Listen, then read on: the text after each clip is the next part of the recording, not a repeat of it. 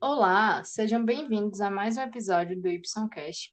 Eu sou Janile Rodrigues e hoje eu convidei Tiago Medeiros, do Tintananquim, para a gente poder discutir um pouquinho a gestão do tempo e a gestão de estudos.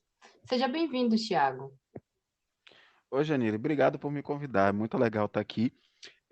Vamos falar, né, sobre essa questão toda aí, né, de gestão de tempo, de gestão de estudos, né, tentar fazer com que as pessoas consigam mais aproveitar as 24 horas por dia que todo mundo tem, né? Eu vejo que os estudantes do Enem têm muito essa dificuldade e a ideia é que hoje é tentar dar uma força para eles. Vamos nessa. Isso mesmo. Você quer falar um pouquinho com o que você trabalha, falar o que é o Tintananquim para a galera conhecer?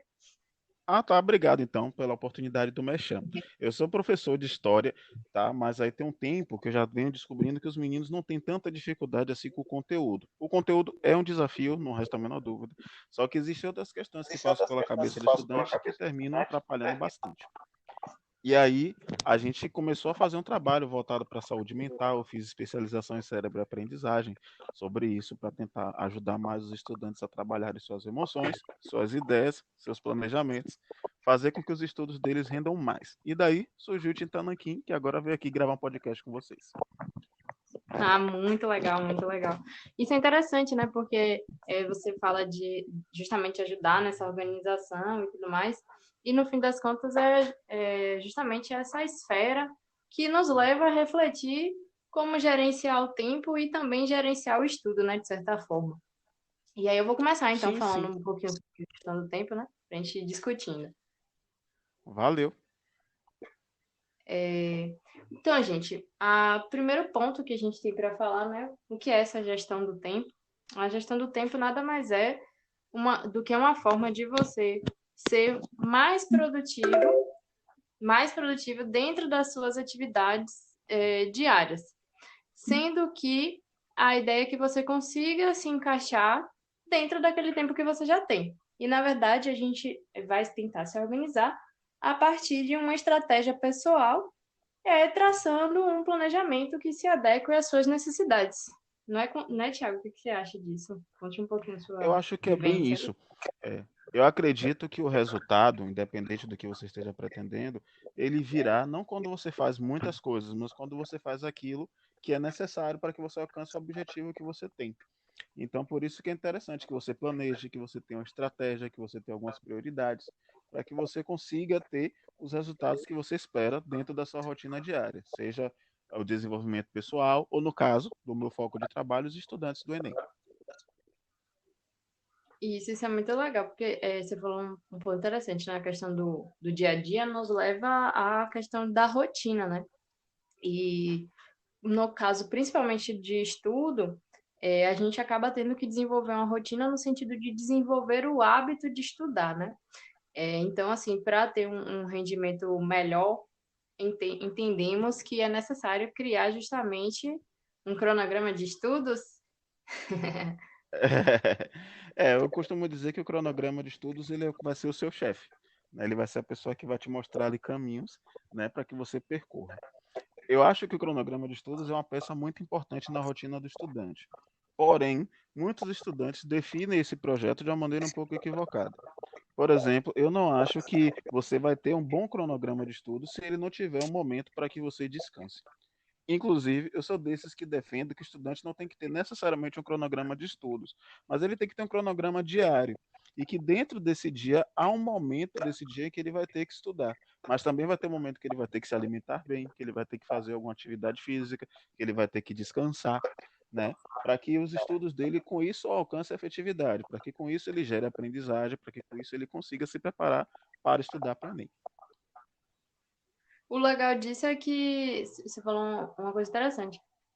Não ter necessariamente um cronograma de estudo, mas o cronograma diário, que é justamente a questão da. Eu falei justamente há várias vezes aqui, né? Mas é porque é bem isso, a questão da estratégia. Esse cronograma diário é a nossa estratégia, que vai se adequar para cada um. Então, a minha estratégia não vai se adequar à sua estratégia, não é, ou melhor, não é a mesma estratégia que a sua. Talvez a minha rotina não se encaixe com a sua e vice-versa. Então, é bem legal refletir sobre a questão de criar o cronograma diário e ter um momento de estudo no dia porque isso nos leva justamente a criar o hábito, né?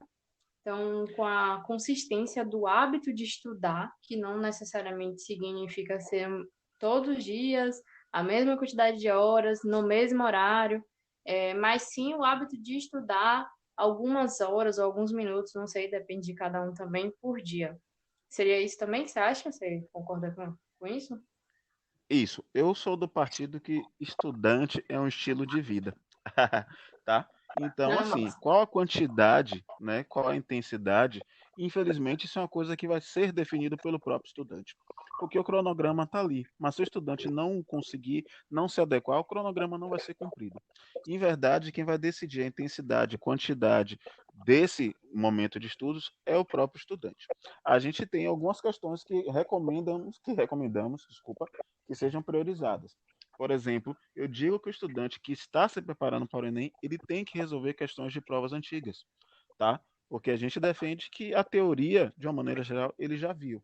Mas a qualidade dessa resolução de questões, a intensidade, quantas questões por dia ele vai resolver, por exemplo, isso é uma coisa que vai terminar sendo definida pelo próprio estudante lá no seu momento de estudo. Tem estudantes que conseguem se resolver muito bem com 20 questões por dia, outros só precisam de 10, outros, quando fazem 5, já estão um pouco mais cansados, já estão mais desgastados. Então, essa é a parte que vai demandar a autonomia do próprio indivíduo lá no seu momento de estudo. Mas o que eu acho muito interessante é que, dentro desse cronograma diário, o estudo seja uma prioridade. Tá? Não é que você vai fazer somente isso. Também não estou dizendo que você tem que estudar de manhã, de tarde ou de noite. Isso vai depender ali da aptidão de cada um. Mas você precisa priorizar. Para quem está estudando para o Enem, se não tiver o ato de estudar como uma prioridade e não como uma exclusividade, você vai ter muitas dificuldades ao longo do processo. Tá?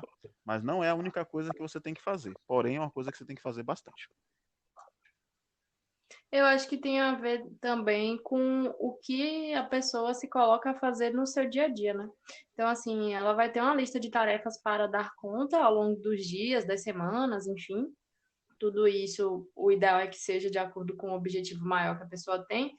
E no meio dessas tarefas, teria que ter um momento de estudo. Então, assim, tem que dar um jeito, não tem outra palavra, né? Se seu objetivo tem uma relação muito direta com estudar, seja um Enem, seja um universitário, seja até quem está estudando para concurso, vai ter que ter um momento de estudar todos os dias ou maior parte dos dias da semana. E eu acredito que para que isso aconteça, é onde justamente acontece a gestão do tempo. E aí é onde a gestão do tempo e a gestão de estudo se cruzam muito bem, porque a gente vai gerenciar a nossa rotina para que caiba o estudo no meio dele e como estudar naquele tempo que eu determinei, né? Que eu acho que o mais importante de tudo é a forma que eu vou estudar e não a quantidade de tempo que eu vou levar estudando. Então, assim, digamos que a gente coloque uma segunda-feira eu vou estudar 1 hora, na terça 2, na quarta 3, na quinta eu vou estudar meia hora, na sexta eu vou estudar o turno inteiro, sábado eu vou estudar os 2 turnos. Mas como eu vou estudar isso é que eu acho que é o grande pulo do gato para fazer as coisas, né? Não é, não vai ter uma receita de bolo pronta para como montar um planejamento onde caiba o estudo, você vai ter que adequar justamente de acordo com a sua rotina. E no meio desse ajuste, você também tem que pensar e se planejar da melhor forma para estudar, para que seu estudo seja mais proveitoso naquele tempo que você tem. E não que você passe a estudar mais horas, porque enfiaram na nossa cabeça que para a gente ser um bom estudante, a gente tinha que estudar muitas horas por dia, né? E hoje a gente já vê que, na realidade, é como você estuda e não o quanto você estuda. Exatamente. É o processo de aprendizagem, ele está muito mais relacionado com o autoconhecimento do que se imagina. Eu, particularmente, conheço muitas pessoas que são precariamente alfabetizadas, mas têm uma visão de mundo bastante privilegiada dentro das suas experiências. Então, assim, adquirir informações, organizar informações no seu cérebro, né, classificá-las de uma maneira coerente, está muito mais ligado ao seu autoconhecimento do que qualquer técnica que alguém possa vir oferecer de uma maneira impessoal. Então, assim, com a certeza. gente vai entender que o estudante ele vai precisar de algumas orientações, em qualquer instância que seja. De uma maneira geral, essas orientações são primariamente vindas da escola, né? Da educação básica, que vai separar o conhecimento ali em disciplinas para fazer uma divisão didática, beleza.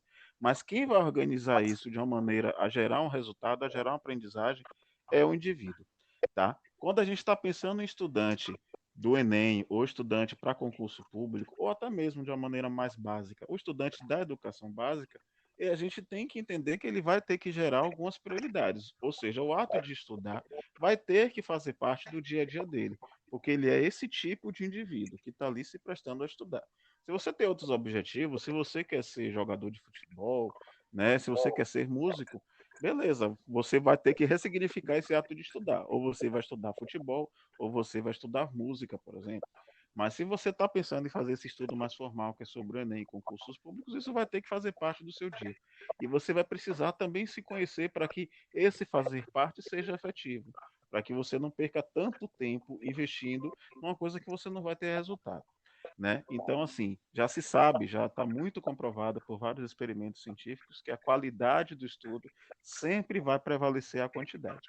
Agora, como você vai converter a experiência em qualidade é uma coisa que vai depender de cada um. Temos muitos métodos que costumam funcionar muito bem, mas a experiência do indivíduo consigo mesmo ainda vale bastante. E essa experiência, ela está diretamente relacionada ao planejamento pessoal que se faz, né? Porque por mais que eu trace um objetivo de estudo e tudo mais, se isso não estiver muito bem linkado com o que eu tenho de objetivo, e por isso eu falei da questão do planejamento pessoal, isso vai se perdendo. Então, no meio disso tudo, eu tenho que ter o horário específico, mas que esse horário também tenha relação com o meu planejamento. Então, digamos que você tenha 10 tarefas para fazer e estudar é uma delas, né? Então, assim, é uma entre 10. Então, como eu vou distribuir meu horário para aquilo? E aí vem também o grau de importância que você coloca nesse estudo, né? Então, essa questão de se autoconhecer, justamente para você ter certeza de que é aquilo que você quer dentro do estudo, né? Se está de acordo com o seu objetivo. E principalmente a importância que ele tem. Porque se não for muito importante, você vai deixar ele de escanteio, porque as coisas que não têm tanta importância, tanta relevância na nossa vida, quando a gente vai se planejar, quando a gente faz a gestão do tempo, a nossa tendência é deixar isso um pouquinho de lado, a gente deixar menos horas para isso. E quando já tem um grau de importância maior, a gente se dedica um pouco mais, né? Então, eu acho que o caminho é bem por aí, essa questão de ter um planejamento pessoal definido, com horário de estudo também muito bem definido, dentro dessa questão da qualidade de estudo. Exatamente. Porque eu acredito que essas importâncias, por vezes, elas vão se dando até naturalmente. Você vai percebendo que você tem uma predisposição muito grande a realizar determinados tipos de atividades, a estudar para determinadas disciplinas, por exemplo, enquanto que as outras você já não consegue se focar tanto. Ou seja, o seu comportamento, né, que está ligado agora com o seu processo de se conhecer, está lhe dando algumas direções. Olha, você consegue desenvolver muito bem atividades nisso, é muito interessante que o seu objetivo tem uma relação com aquilo que você consegue desenvolver, e aí a gente já entra a questão do planejamento pessoal. Tá? Não tenho como ser jogador de futebol, por exemplo. Não tenho aptidão para isso, não tenho talento, nem gosto disso. Então é interessante que você se conheça e seja sincero o suficiente para entender, olha, a sua não é essa. Mas a partir do momento que você encontrar o seu caminho, que também é um resultado, mais uma vez, de todo o seu processo de planejamento e autoconhecimento, você vai ter que passar a investir nisso para que aquilo lhe gere um resultado, para que você vá alcançando objetivos até concretizar o seu objetivo maior. Eu penso que isso vai acontecer por vezes naturalmente, não vai precisar ninguém te dizer, nem você pegar um papel, uma caneta e sair fazendo suposições, desenhos, nem nada. Você vai apontando isso pelo seu comportamento, pelas coisas que você passa a desenvolver, pelo tempo, pela qualidade que você consiga entregar a partir daquelas atividades. Então, por vezes, as prioridades surgem naturalmente no seu dia a dia. Vale a pena ter atenção para se observar dentro desse processo, disso tirar a melhor informação. É a consistência também do que foi planejado, né? Porque você tem consciência do processo, se coloca naquele processo e muitas vezes também não dá conta daquilo. Você trai o seu próprio planejamento. Então, acho que o importante para além de você saber muito bem quais são suas prioridades e tal, é quando você definir essas prioridades, você ter consistência justamente para executar. Porque assim você não se sabota e consegue ir caminhando para o objetivo realmente. Exato. A gente acredita, né? Eu vi essa frase recentemente, mas acho que ela tem muito valor. É que assim, fazer o óbvio e com consistência resolve a maioria dos problemas. Com isso se alcança a maioria dos objetivos, né? A partir do momento que você se encontrou, que você definiu o objetivo, né? Você definiu o que você quer, você vai fazer o óbvio e com consistência. A consistência ela é muito importante. Gera aperfeiçoamento, gera hábito, gera novas dúvidas, inclusive, né? Porque de uma maneira geral, quanto mais você estuda, mais você percebe que você não sabe tanto assim, né? Os estudos Uhum. científicos vivem muito disso, e qualquer trabalho que você vai desenvolvendo, você vai também percebendo isso, que há sempre muito mais a se aprender. Então, a consistência ganha muita importância dentro desse processo nessa hora. Você já sabe o que você quer, vai passar a planejar o seu dia em torno disso, planejar os seus estudos em torno disso, vai mantendo essa prática, vai ganhando consistência, vai se aperfeiçoando e vai descobrindo novos caminhos. Eu acho que a grande mensagem que a gente pode deixar é, é bem essa, né? De analisar quais são seus objetivos, ver sua lista de tarefas e onde o estudo se encaixa nisso, para você justamente dar o grau de importância devido a esse estudo e trabalhar tudo isso com consistência. Exatamente. E uma forma muito legal de se ter consistência, tá, é com planejamento prévio, né? A gente até conversou um pouco mais disso nesses dias, tá? Fazer um planejamento prévio, a partir do momento que você já tem uma visão do que você quer. Colocar isso dentro do seu planejamento diário, isso facilita muito sua consistência, porque você não vai ter que pensar na hora de fazer o que você tem que fazer, né? E com isso você vai criando um hábito, as coisas vão começando a acontecer naturalmente. Tem pessoas que correm, por exemplo, correm 2, 3 quilômetros diariamente. Levantar da cama, calçar o tênis e vestir uma roupa já faz parte da rotina deles, já começa a acontecer naturalmente, então não precisam nem pensar muito nisso, gastar energia pensando nisso. Né? A gente já vai conseguindo fazer isso com naturalidade. Gera aperfeiçoamento, gera resultado.